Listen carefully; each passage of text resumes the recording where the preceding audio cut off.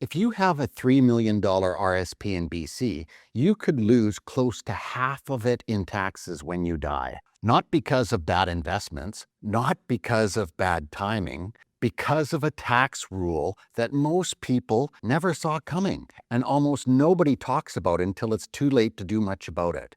And here's what makes that so frustrating. This isn't a loophole that closed. It isn't new legislation. It's been sitting in the tax code for decades. The people who avoid it aren't the ones who got lucky. They're the ones who planned for it early enough to actually do something. That's what this video is about. I'm Tom Porteous, Senior Investment Advisor at BPS Wealth Management at Canaccord Genuity. I work with Canadians who have built significant wealth, and part of that work involves making sure the people they love actually get to keep it. Most people understand one key thing about RSPs. It isn't a tax-free account. It never was. It's a tax-deferred account. There's a significant difference between those two things. And that difference is what determines how much of your wealth actually reaches your family. The CRA isn't forgiving that bill. They're not your partner in building it. They're your partner in unwinding it.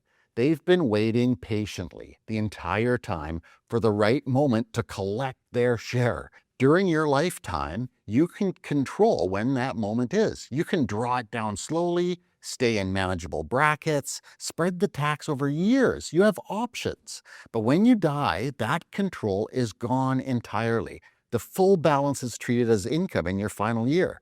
Every dollar added to your final tax return all at once with no ability to spread it, defer it, or manage it. And if that balance is large, if you've done what most disciplined savers do and let that account grow for 30 years, there's no room left in the lower brackets. It all gets pushed to the top. In British Columbia, that top combined rate, federal and provincial, is just over 53%. More than half gone. Now, if you leave the RSP to a spouse, the tax can be deferred through a spousal rollover. But when the second spouse passes away, that full tax exposure still comes due. Think about what that actually means in real numbers. You spent a lifetime building a $3 million account. Decades of contributions, decades of discipline, decades of watching that balance grow. And it did exactly what it was supposed to do. And then you die. And before your family sees a single dollar, a tax return gets filed on your behalf. The bill? Roughly $1.6 million. Due immediately. Not over time, not on a schedule your family controls, but immediately paid by your estate before a single dollar can be distributed to anyone. Now add BC probate fees on top of that, roughly 1.4% on the value of the estate over 50 grand. That's another 40 grand or more. What's left for your family is somewhere around 1.4 to 1.5 million, depending on the rest of the estate income that year. Less than half of what you thought you were leaving them. The account didn't fail. The investments didn't fail. The plan failed because nobody addressed this in time. If you have a large RSP and you've never seen what the final tax exposure could look like for your estate, that's the exact type of analysis we walk through with our clients. You can book a time with me using the link in the description below. And this is the part most people find hardest to accept. This wasn't recklessness. It wasn't neglect. It was actually the result of doing everything right, contributing consistently, letting the account grow, not touching it prematurely. The very discipline that built the account is what amplified the tax liability. Because here's how progressive taxation works against a large RSP at death.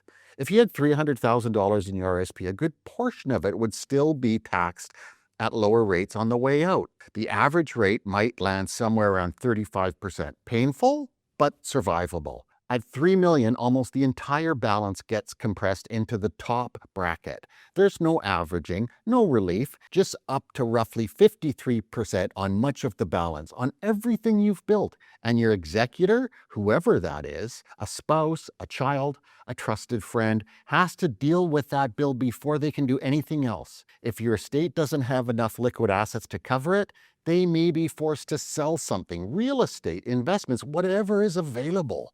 at whatever price the market offers at that very moment. That is the default outcome. Not a worst case scenario, but the default.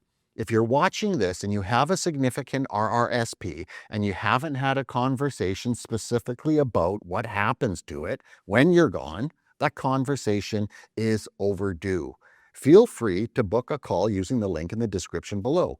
It's a straightforward conversation, and in most cases, people walk away with a much clearer picture of where they actually stand. So let's talk about what changes this, because this is not solvable, not perfectly, not without any tax consequence, but the difference between no plan and the right plan can be hundreds of thousands of dollars.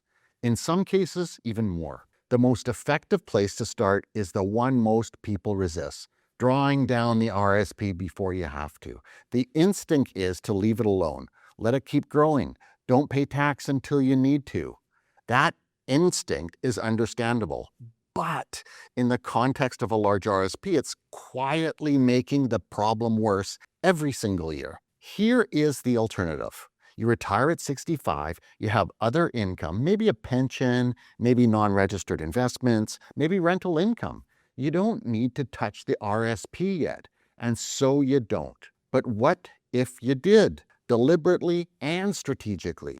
What if you started drawing 100 to 150 grand a year? Not because you need the money, but because you're paying tax on it now at 40 to 45%, instead of letting it sit and be taxed later at the top tax rate. That spread applied over 10 or 15 years of intentional withdrawals represents a very significant difference in what your family ultimately receives. And if you have TFSA contribution room, which most people in this situation do, you take these withdrawals and move them directly into your TFSA.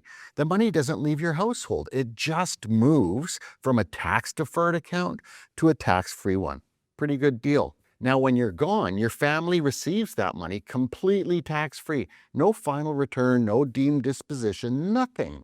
You've converted a tax liability into a tax-free inheritance, one quiet withdrawal at a time. For others, particularly those in good health who prefer to preserve the RSP and not accelerate withdrawals, life insurance can serve a different but equally effective purpose. If you know your estate is going to face a $1.5 million tax bill, a permanent life insurance policy with a matching death benefit means your family receives the full value of the RSP.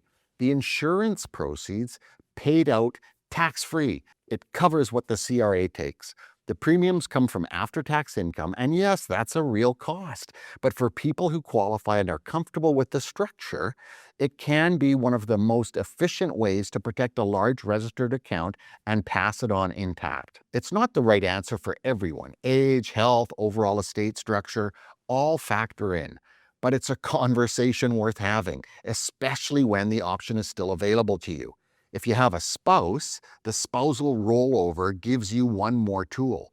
The RSP can transfer to your spouse's RSP or RIF tax-free at death.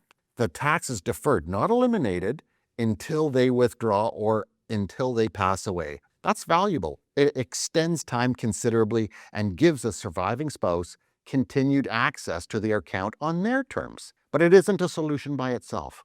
If your spouse also has a large RSP, you've now layered two significant tax liabilities together.